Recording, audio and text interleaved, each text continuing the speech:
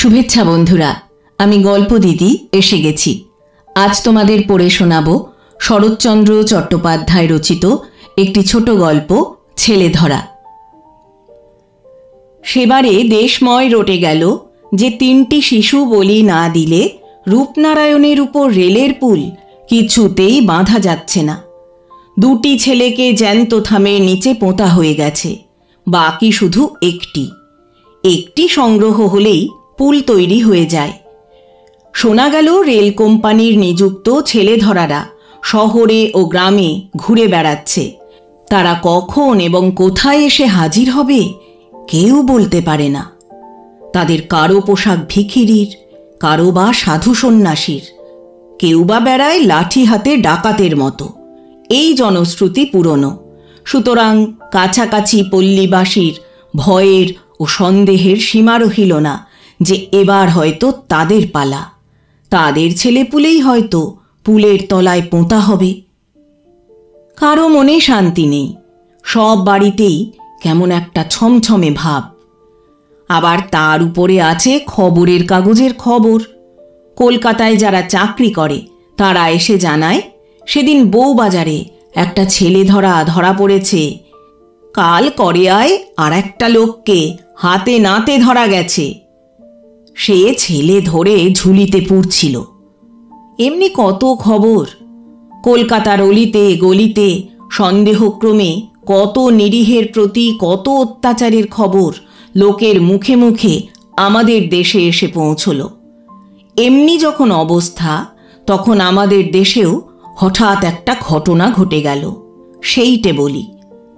পথের অদূরে একটা বাগানের মধ্যে বাস করেন বৃদ্ধ মুখুজ্জে দম্পতি। ছেলেপুলে নেই, কিন্তু সাংসারিক সকল ব্যাপারে আসক্তি তাদের 18 আনা। ভাইপোকে আলাদা করে দিয়েছেন, কিন্তু আর কিছুই দেননি। দেবেন এই কল্পনাও তাদের নেই।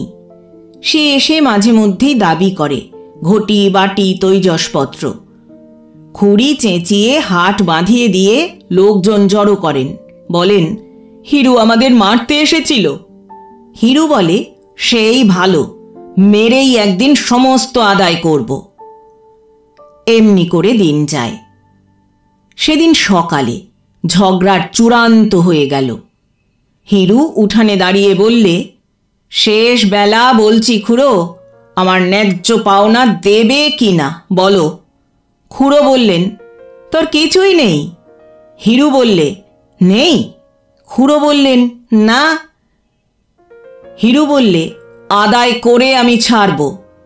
খুড়ি রান্নাঘরে কাজে ছিলেন, বেরিয়ে এসে বললেন, তাহলে যা তোর বাবাকে ডেকে আনগে। হিরু বললে, আমার বাবা স্বর্গে গেছেন, তিনি আসতে পারবেন না। আমি গিয়ে তোমাদের বাবাকে ডেকে আনব। তাদের কেউ হয়তো বেঁচে আছে, তারা এসে চুল চিরে আমার বখরা ভাগ করে দেবে। তারপর মিনিট 2 ধরে উভয় পক্ষে যে ভাষা চলল তা লেখা চলে না। যাবার আগে হিরু বলে গেল, আজই এর একটা হেস্তনেস্ত করে তবে ছাড়ব। এই তোমাদের বলে গেলুম, সাবধান। রান্নাঘর থেকে খুড়ি বললেন, তোর ভারী ক্ষমতা, যা পারিস করগে। হিরু এসে হাজির হলো রায়পুরে, ঘর কয়েক গরিব মুসলমানদের পল্লী। মহরমের দিনে বড় বড় লাঠি ঘুরিয়ে তারা তাজিয়া বার করে। লাঠি তেলে পাকানো, গাঁটে গাঁটে পেতল বাঁধানো। এই থেকে অনেকের ধারণা তাদের মতো লাঠি খেলোয়াড় এই অঞ্চলে মেলে না। তারা পারে না এমন কাজ নেই, শুধু পুলিশের ভয়েই শান্ত হয়ে থাকে। হিরু বললে, বড় মিয়া, এই নাও 2টি টাকা আগাম, তোমার আর তোমার ভাইয়ের। কাজ উদ্ধার করে দাও, আরও বকশিস পাবে। টাকা 2টি হাতে নিয়ে লতিফ মিয়া হেসে বললে, কি কাজ বাবু? হিরু বললে, এদেশে কে না জানে তোমাদের 2 ভাইয়ের কথা। লাঠির জোরে বিশ্বাসদের কত জমিদারি হাসিল করে দিয়েছ, তোমরা মনে করলে পারো নাকি? বড় মিয়া চোখ টিপে বললে, চুপ চুপ বাবু, থানার দারোগা শুনতে পেলে আর রক্ষে থাকবে না। বীরনগর গ্রামখানায় যে 2 ভাই দখল করে দিয়েছি, এ যে তারা জানে, কেউ চিনতে পারেনি বলেই তো সেই যাত্রা বেঁচে গেছি। হিরু আশ্চর্য হয়ে বললে, কেউ চিনতে পারেনি? লতিফ বললে, পারবে কি করে? মাথায় ইয়া পাক বাঁধা, গালে গালপাট্টা, কপালে কপাল জোড়া সিঁদুরের ফোঁটা, হাতে 6 হাতি লাঠি। লোকে ভাবলে হিঁদুর জমপুরি থেকে যমদূত এসে হাজির হলো। চিনবে কি? কোথায় পালালো তার ঠিকানাই রইল না। হিরু তার হাতখানা ধরে ফেলে বললে, বড় মিয়া, এই কাজটি আর একবার তোমাকে করতে হবে দাদা। আমার খুড়ো তবু যা হোক 2 ভাগের ভাগ দিতে চায়, কিন্তু খুড়ি বেটি এমনি শয়তান যে একটা চুমকি ঘটিতে পর্যন্ত হাত দিতে দেয় না। ওই পাগড়ি, গালপাট্টা আর সিঁদুর মেখে লাঠি হাতে একবার গিয়ে উঠোনে দাঁড়াবে, তোমাদের ডাকাতে হুমকি একবার ছাড়বে, তারপর দেখে নেব কিসে কি হয়। আমার যা কিছু পাওনা ফেরে বার করে আনবো ঠিক সন্ধ্যার আগে, ব্যাস। লতিফ মিয়া রাজি হলো। লতিফ, মামুদ 2 ভাই সাজ পোশাক পরে আজই গিয়ে খুড়োর বাড়িতে হানা দেবে ঠিক হয়ে গেল। পিছনে থাকবে হিরু। একাদশী, সারা দিনের পর দাওয়ায় ঠাঁই করে দিয়েছেন জগদম্বা। মুখুজ্জে মশাই বসেছেন জলযোগে। সামান্য ফলমূল ও দুধ, বেতধাত। একাদশীতে অন্নাহার সহ্য হয় না। পাথরের বাটিতে ডাবের জলটুকু মুখে তুলেছেন, এমন সময় দরজা ঠেলে ঢুকলো 2 ভাই, লতিফ আর মামুদ। ইয়া পাগড়ি, ইয়া গালপাট্টা, হাতে 6 হাতি লাঠি, কপাল জোড়া সিঁদুর মাখানো। মুখুজ্জের হাত থেকে পাথরের বাটি দুম করে পড়ে গেল। জগদম্বা চিৎকার করে উঠলেন, ওগো পাড়ার লোক, কে কোথায় আছো? এসো গো, ছেলে ধরা ঢুকেছে। সম্মুখের ছোট মাঠটায় ঘর কেটে ছোট ছোট ছেলের দল রোজই ফিঙে খেলে, আজও খেলছিল। তারাও চেঁচাতে চেঁচাতে যে যেখানে পারলে চোট দিলে, ওগো ছেলে ধরা এসেছে, অনেক ছেলে ধরে নিয়ে যাচ্ছে। হিরু সঙ্গে এসেছিল বাড়ি চিনিয়ে দিতে, দোরের আড়ালে লুকিয়েছিল। সে চাপা গলায় বললে, আরে দেখো কি মিয়া, পালাও, পাড়ার লোক ধরে ফেললে আর রক্ষে নেই, বলে নিজে মারলে ছুট। লতিফ মিয়া শহরের আর কিছু শুনে না থাক, ছেলে ধরার জনশ্রুতি তাদের কানে এসেও পৌঁছেছে। চক্ষের পলকে বুঝলে এই অজানা জায়গায় এরূপ বেশে এই সিঁদুর মাখা মুখে ধরা পড়ে গেলে দেহের একখানা হাড়ও আস্ত থাকবে না। সুতরাং তারাও মারল ছুট। কিন্তু ছুটলে কি হবে? পথ অচেনা, আলো এসেছে কমে, চতুর্দিক থেকে কেবল বহু কণ্ঠে সমবেত চিৎকার, ধরে ফেল, ধরে ফেল, মেরে ফেল বেটাদের।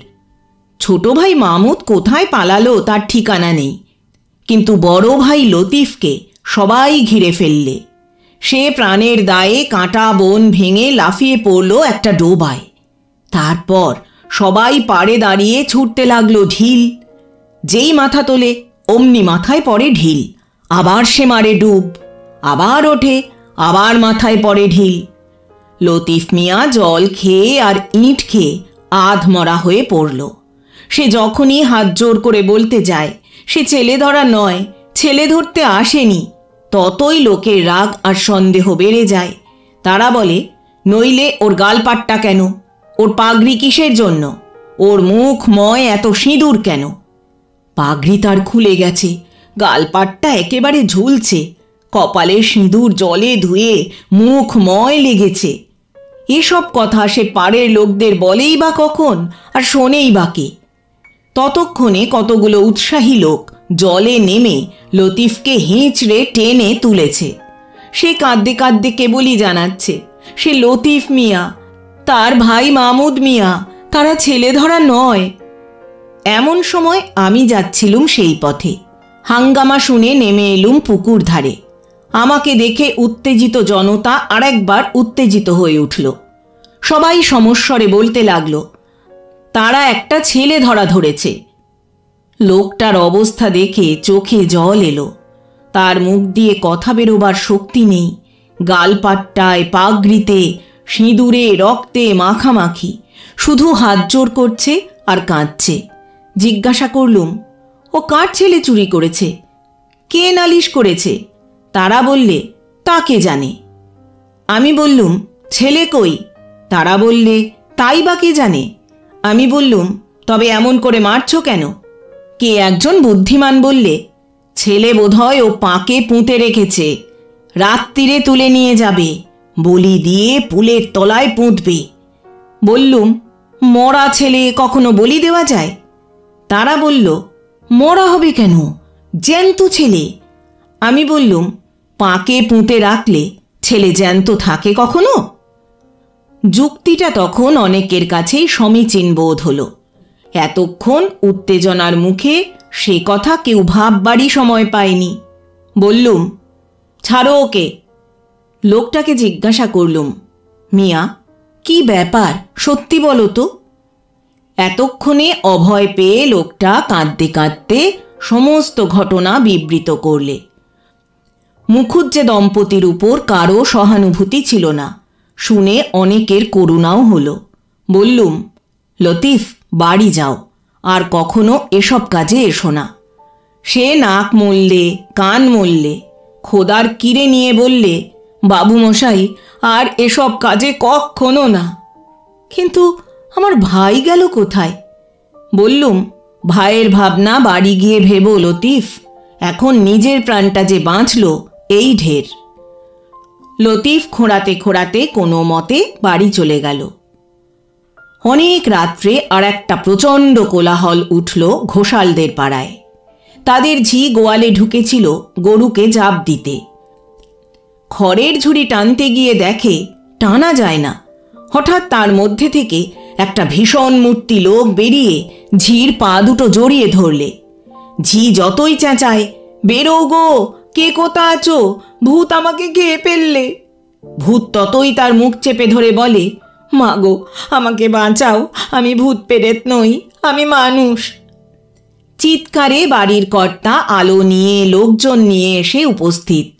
আগের ঘটনা গাঁয়ের সবাই শুনেছে, সুতরাং ছোট ভাইয়ের ভাগ্যে বড় ভাইয়ের দুর্গতি আর ঘটল না। সবাই সহজেই বিশ্বাস করলে এই সেই মামুদ মিয়া, ভূত নয়। ঘোষাল তাকে ছেড়ে দিলে, শুধু তার সেই পাকা লাঠিটি কেড়ে নিয়ে বললে, ছোট মিয়া, সমস্ত জীবন মনে থাকবে বলে এটা রেখে দিলুম। মুখের ওই সব রং টং ধুয়ে ফেলে এখন আস্তে আস্তে ঘরে যাও। কৃতজ্ঞ মামুদ 100 সেলাম জানিয়ে ধীরে ধীরে সরে পড়ল। ঘটনাটি ছেলে ভুলানো গল্প নয়, সত্যই আমাদের ওখানে ঘটেছিল। বন্ধুরা, গল্প পাঠ ভালো লাগলে চ্যানেলটি সাবস্ক্রাইব করে এবং লাইক, কমেন্ট ও শেয়ার করে পাশে থাকার অনুরোধ রইল।